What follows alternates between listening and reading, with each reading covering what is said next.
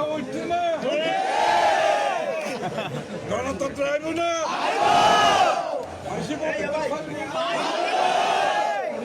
আবার নির্বাচিত সংসদে মানুষ তার কাছে জবাব দিয়ে দেয়। অনির্বাচিত কেউ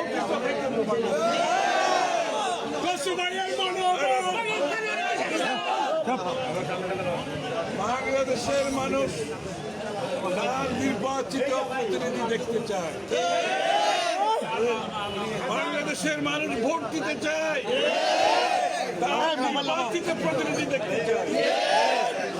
যারা নির্বাচিত প্রতিনিধি বাংলাদেশে আগামী দিনে পরিবর্তন আনবে, যত পরিবর্তন জনগণের চাহিদা থাকবে সেটা বাংলাদেশের জনপ্রতিনিধিরাই একমাত্র সেই পরিবর্তন করতে পারে, আর কেউ সেই পরিবর্তন করার ক্ষমতা নাই।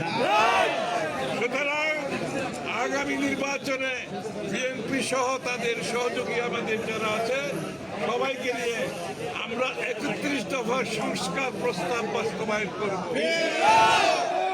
আর কে কি করবে জানি না, আমরা প্রতিজ্ঞাবদ্ধ, আমরা সংস্কার করে নতুন বাংলাদেশ গড়ে তুলব। এটা হতে হবে গণমানুষের সমর্থন নিয়ে, মানুষের সমর্থন নিয়ে, বাইরে কিছু করার করে। সুতরাং সবাইকে সতর্ক থাকতে হবে, চাঁদাবাজি দখলবাজদের ধরিয়ে দেবেন। আপনাদের মধ্যে যদি কেউ চাঁদাবাজি দখলদার করে তাকে জল থেকে বের করে দেওয়া, আর চাঁদাবাজ দখলদারদের যেখানে পাবেন সেখানে আইনের হাতে তুলে দেবেন। আপনাদেরকে বলবেন আমরা বহিষ্কার করে দেব। বিএনপির নতুন রাজনীতিতে কোন চাঁদাবাজ মাস্তান দখলদার। ধন্যবাদ।